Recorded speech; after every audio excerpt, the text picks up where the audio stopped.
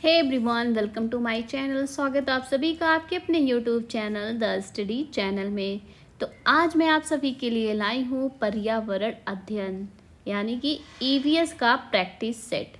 इसके पहले मैंने हिंदी का प्रैक्टिस सेट और सीटीपी का प्रैक्टिस सेट करा दिया है। अगर आपने वीडियो नहीं देखा है तो अभी जाके देखिए, मेरे चैनल द स्टडी चैनल पे विजिट कीजिए। वहाँ पे आप जाके अपना प्रैक्टिस शुरू कर दीजिए, क्योंकि नोटिफिकेशन आ गया है यूपी टेट का, तो एग्ज़ाम कभी भी हो सकता है।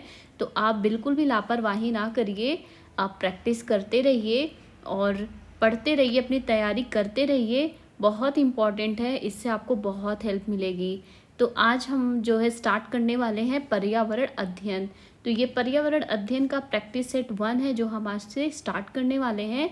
तो चलिए देखते हैं। और स्टार्ट करने से पहले आप फटाफट से शेयर कर दीजिए अपने दोस्तों को वीडियो और सब्सक्राइब कर लीजिए, जिससे कि आपको आने वाले भी वीडियोस मिलते रहें। तो चलिए स्टार्ट करते वीडियो और देखते हैं क्वेश्चन।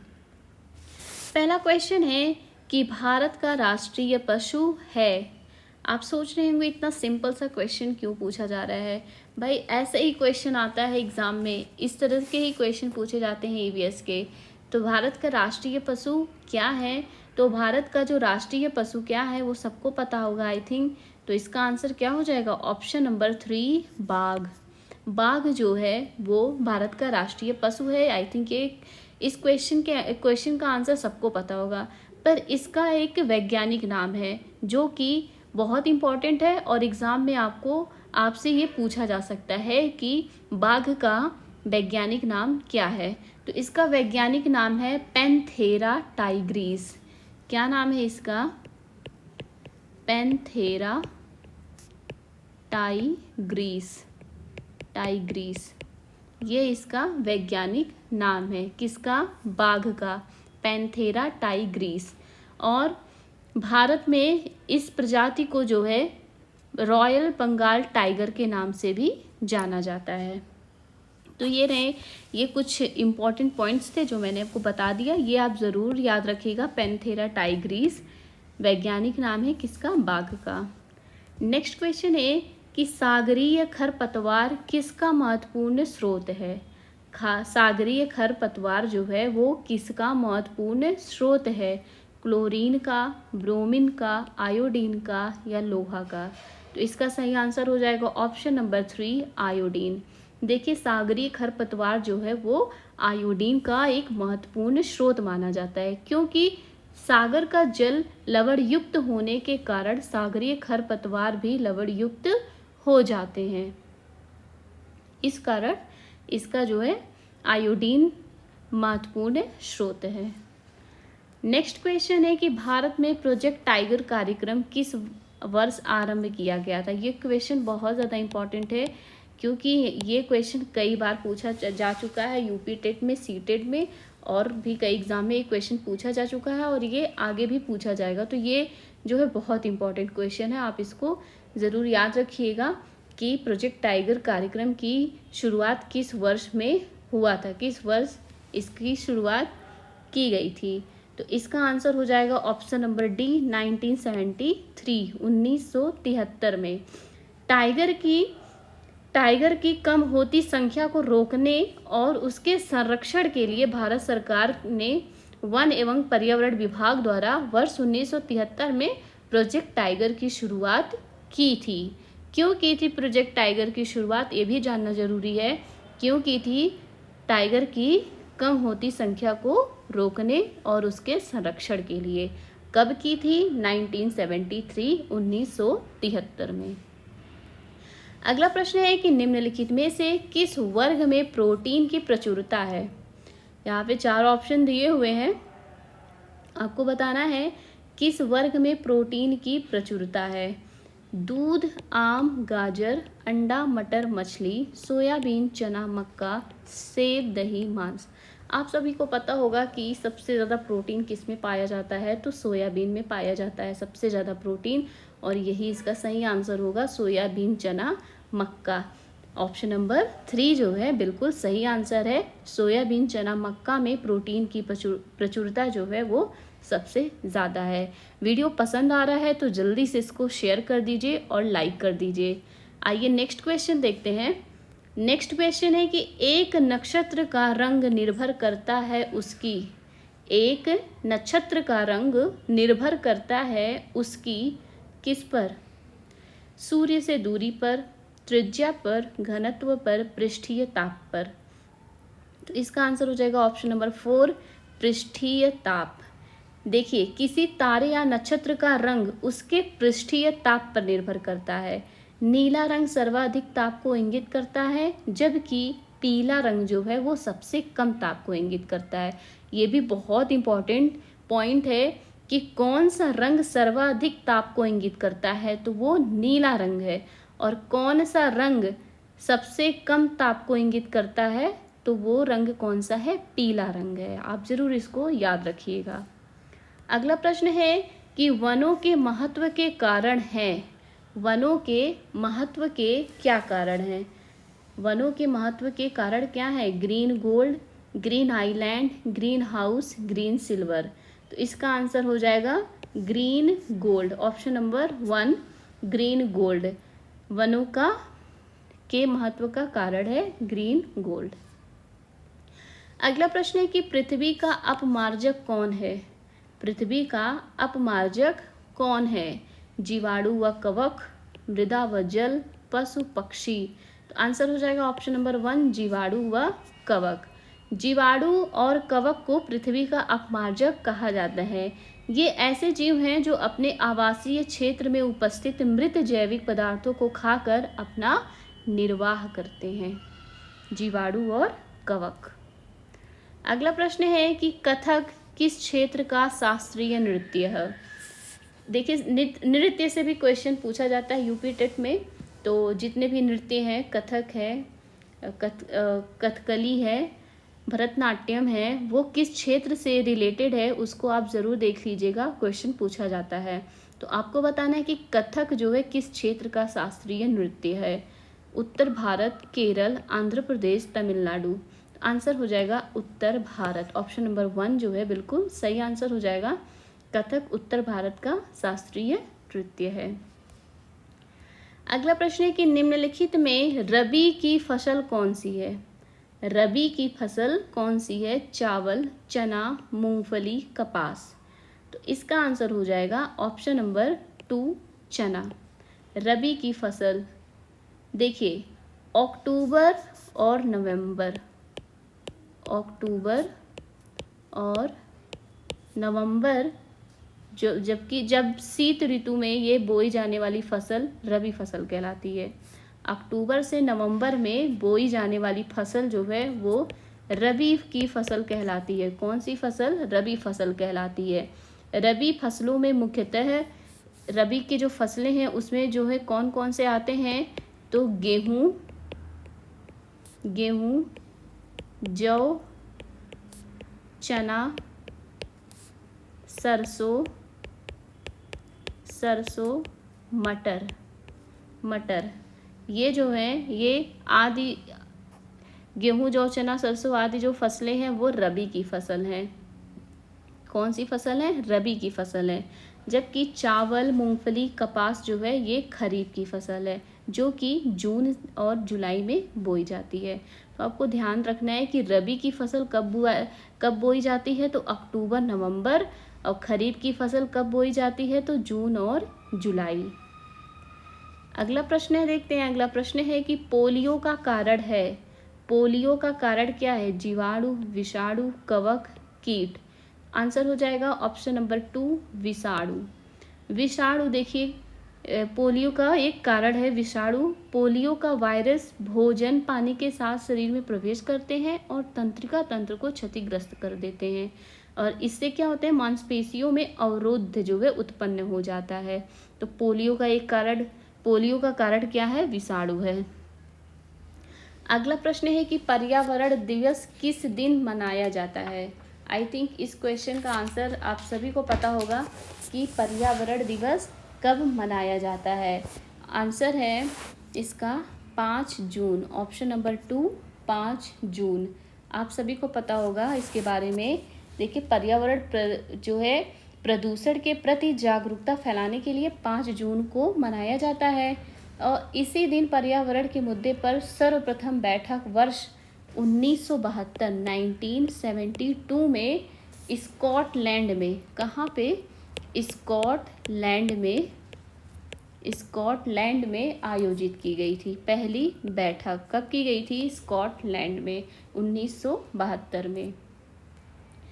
अगला प्रश्न है कि पौधों में प्रकाश संश्लेषण क्रिया किस रंग में सबसे अधिक होती है? पौधों में प्रकाश संश्लेषण क्रिया किस रंग में सबसे अधिक होती है? नीला, पीला, लाल, हरा। आंसर हो जाएगा ऑप्शन नंबर 3 लाल। पौधों में लाल रंग की उपस्थिति में प्रकाश संश्लेषण की क्रिया जो है वो सबसे अधिक होती है, सबसे तीव्र होती है। नीले में लाल से कुछ कम और हरे और बैंगनी किरणों में यह क्रिया सबसे कम होती है। आइए अगला प्रश्न देखते हैं। अगला प्रश्न है कि भिंडी में पाया जाता है, भिंडी में क्या पाया जाता है? Phosphorus, vitamin A, vitamin C, ए सभी। तो इसका आंसर हो जाएगा ऑप्शन नंबर 4 ये सभी। भिंडी में phosphorus, vitamin A, vitamin C ये तीनों पाए जाते हैं। नेक्स्ट क्वेश्चन है कि भारत में फलों के अंतर्गत सर्वाधिक क्षेत्र है। भारत में फलों के अंतर्गत सर्वाधिक क्षेत्र है नींबू का, अमरूद का, आम का या पपीते का। तो भारत में फलों के अंतर्गत सर्वाधिक क्षेत्र किसका है? आम का है। किसका है? आम का। ऑप्शन नंबर 3 बिल्कुल सही आंसर है इसका। आइए नेक्स्ट क्वेश्चन देखते हैं। नेक्स्ट क्वेश्चन है कि पर्यावरण को बचाने के लिए चिपको आंदोलन का संबंध किस राज्य से है? चिपको आंदोलन का संबंध किस राज्य से है? उत्तर प्रदेश, झारखंड, छत्तीसगढ़ या उत्तराखंड। आंसर हो जाएगा उत्तराखंड। पर्यावरण को बचाने के लिए जो आंदोलन चलाया गया था चिपको आंदोलन, वो पर्यावरण ये जो है वो उत्तराखंड से संबंधित है। उत्तराखंड में 1973 में, कब? 1973 में इसकी शुरुआत हुई थी और किसने की थी? सुंदरलाल बहुगुणा ने। सुंदरलाल बहुगुणा ने की थी। कब की थी? 1973 में। अगला प्रश्न है कि निम्नलिखित में से जैविक घटक है पादप, मृदा, वायु, जल। आंसर हो जाएगा पादप। पादप जो है जैविक घटक है क्योंकि इनमें जीवन का उत्पादन की क्षमता होती है, जबकि जल, वायु तथा मृदा अजैव घटक हैं। कौन से हैं? ये अजैव घटक हैं। बाकी और ये पादप क्या है? जैविक घटक है। क्वेश्चन है कौन रासायनिक उर्वरक का उदाहरण नहीं है? कौन रासायनिक उर्वरक का उदाहरण नहीं है? Urea, potash, phosphate, compost. तो आंसर क्या हो जाएगा? Option number 4 compost. कंपोस्ट खाद्य जैविक उर्वरक का उदाहरण नहीं है। उदाहरण नहीं है पूछा जा रहा है यहाँ पे ना। तो कंपोस्ट जो है खाद्य जैविक उर्वरक का उदाहरण, सॉरी ये जैविक उर्वरक का उदाहरण है, रासायनिक उर्वरक का उदाहरण नहीं है। कंपोस्ट जो है जैविक उर्वरक का उदाहरण है। किसका? जैविक उर्वरक का उदाहरण है ये। कंपोस्ट जैविक उर्वरक का उदाहरण है। यूरिया, पोटास और फास्फेट जो है रासायनिक उर्वरक का उदाहरण है। तो थोड़ी सी कंफ्यूजन हो गई थी, सॉरी इसके लिए। तो आंसर यही हो जाएगा कंपोस्ट। कंपोस्ट क्या है? जैविक उर्वरक है। बाकी ये तीनों क्या है? रासायनिक उर्वरक। अगला प्रश्न है कि हमारे पर्यावरण में किस गैस का सबसे अधिक सांद्रण है? हमारे पर्यावरण में किस गैस का सबसे अधिक सांद्रण है? Oxygen, carbon dioxide, hydrogen, nitrogen. Answer क्या हो जाएगा? नाइट्रोजन। नाइट्रोजन जो है हमारे पर्यावरण में कितना परसेंट है, कितना प्रतिशत है? तो 78% है। कितना है? 78%। ऑक्सीजन कितना है? ऑक्सीजन है 20.95%। कार्बन डाइऑक्साइड कितना है? 0.03%। और हाइड्रोजन कितना है? 0.001%। तो सबसे अधिक आपको किसका दिखाई दे रहा है? नाइट्रोजन का। तो आंसर यही हो जाएगा नाइट्रोजन। नेक्स्ट क्वेश्चन है कि NCETE का उद्देश्य है, NCETE का उद्देश्य क्या है? शिक्षालय खोलना, शिक्षालयों में शिक्षा स्तर बनाए रखना, शिक्षा में सुधार को बढ़ावा देना, शिक्षालयों को अनुदान देना। तो इसका आंसर हो जाएगा ऑप्शन नंबर बी, शिक्षालयों में शिक्षा का स्तर बनाए रखना। अगला प्रश्न है कि हमारे देश में वन महोत्सव दिवस मनाया जाता है, कब मनाया जाता है? 2 अक्टूबर को, 1 जुलाई को, 10 अगस्त को, 1 दिसंबर को। आंसर हो जाएगा 1 जुलाई को, ऑप्शन नंबर 2। वन संरक्षण जो है, वन संरक्षण दिवस, वन महोत्सव दिवस मनाया जाता है 1 जुलाई को। कब मनाया जाता है? 1 जुलाई को। अगला प्रश्न है कि जल जनित रोग है अतिसार, छोटी माता, रक्त अल्पता, मस्तिष्क ज्वर। इसका आंसर हो जाएगा ऑप्शन नंबर ए, अतिसार। ऑप्शन नंबर 1 अतिसार इसका आंसर हो जाएगा। देखिए, अतिसार रोग जल के द्वारा उत्पन्न होता है, जबकि ये जो छोटी माता, रक्त अल्पता, ये लोहे की कमी के कारण होता है। मस्तिष्क रोग जीवाणुओं द्वारा उत्पन्न होता है। मस्तिष्क ज्वर किससे उत्पन्न होता है? जीवाणुओं के द्वारा। और रक्त अल्पता किससे होता है? किसकी कमी के कारण? तो आयरन की कमी के कारण होता है। और छोटी माता जो है वो वायरस के द्वारा होता है। किसके द्वारा? वायरस के द्वारा। अगला प्रश्न देखते हैं। अगला प्रश्न है कि वायु प्रदूषण का कारण है कीटनाशक, सीवेज, धुआं, ध्वनि विस्तारण। आंसर हो जाएगा धुआं। वायु प्रदूषण का कारण क्या है? धुआं। धुआं जो है वो वायु प्रदूषण का सबसे मुख्य कारण है। अगला प्रश्न है कि निम्नलिखित में से किससे क्यूनाइन नामक दवा प्राप्त होती है? किससे क्यूनाइन नामक दवा प्राप्त होती है? Money plant, cinchona plant, eucalyptus, aconite plant. तो आंसर हो जाएगा option number 2, cinchona plant. Quinine दवा जो है वो सिनकोना प्लांट के छाल से बनता है। किससे? सिनकोना प्लांट के छाल से बनता है ये दवाई। और इसका प्रयोग मलेरिया के उपचार में किया जाता है। किसके उपचार में किया जाता है? मलेरिया के उपचार में किया जाता है। नेक्स्ट क्वेश्चन है कि विश्व में जल संकट का प्रमुख कारण है नगरीकरण, औद्योगिकरण, विश्व के तापमान में वृद्धि या अम्ल वर्षा। तो इसका आंसर हो जाएगा, विश्व में जल संकट का प्रमुख कारण क्या है? तो आंसर हो जाएगा ऑप्शन नंबर ए, नगरीकरण। देखिए, जल संकट का प्रमुख कारण बढ़ता हुआ नगरीकरण है, क्योंकि नगरीकरण के बढ़ने के साथ जल प्रदूषण बढ़ता जा रहा है और पीने का जो पानी है, पीने के योग्य जो पानी है उसकी कमी होती जा रही है। अगला प्रश्न है कि निम्नलिखित में से कौन सी बायोडीजल की फसल है? बायोडीजल की फसल है ऑप्शन नंबर 2, जट्रोफा।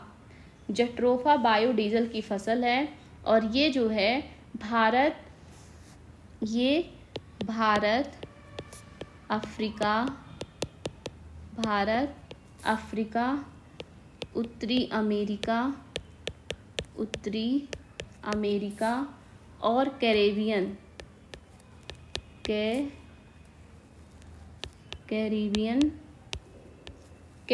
जैसे ट्रॉपिकल क्षेत्रों में उत्पन्न होते हैं। कहाँ पे उत्पन्न होता है ये जेट्रोफा? भारत, अफ्रीका, उत्तरी अमेरिका और कैरिबियन जैसे ट्रॉपिकल क्षेत्रों में उत्पन्न होता है। यह एक बड़ा पादप है जो झाड़ियों के रूप में अर्ध शुष्क क्षेत्रों में उगता है। कहाँ उगता है? अर्ध शुष्क क्षेत्रों में उगता है जट्रोफा। आज का लास्ट क्वेश्चन देखते हैं कि भारत में प्रथम बायोगैस संयंत्र कहाँ स्थापित हुआ? भारत में प्रथम बायोगैस संयंत्र कहाँ स्थापित हुआ? पिलानी, जयपुर, आगरा, दिल्ली। तो इसका आंसर हो जाएगा, कहाँ स्थापित हुआ है? तो इसका आंसर हो जाएगा ऑप्शन नंबर ए, पिलानी। देखिए, भारत में प्रथम बायोगैस संयंत्र राष्ट्रीय बायोगैस विकास कार्यक्रम के तहत दिल्ली में स्थापित किया गया। इससे प्रदूषण रहित ऊर्जा के साथ साथ अच्छी खाद भी प्राप्त होगी। तो ये पिलानी जो एरिया है वो दिल्ली में है। कहाँ पे है? दिल्ली में है। तो यहीं पे प्रथम बायोगैस संयंत्र स्थापित किया गया है, हुआ है पिलानी में। तो ये रहा आज का सेशन। आई होप आप सभी को वीडियो अच्छा लगा होगा और ये आपके आने वाले एग्ज़ाम में आपको बहुत हेल्प करेंगे। आप इसको अच्छे से एक दो बार ज़रूर देख लीजिएगा और जो भी डाउट होगा आप कमेंट बॉक्स में ज़रूर पूछिएगा, जो भी आपको डाउट हो। और आप किस एग्ज़ाम की प्रिपरेशन कर रहे हैं वो भी ज़रूर बताइएगा। और प्लीज़ वीडियो को लाइक शेयर सब्सक्राइब करना ना भूलिएगा। Thank you.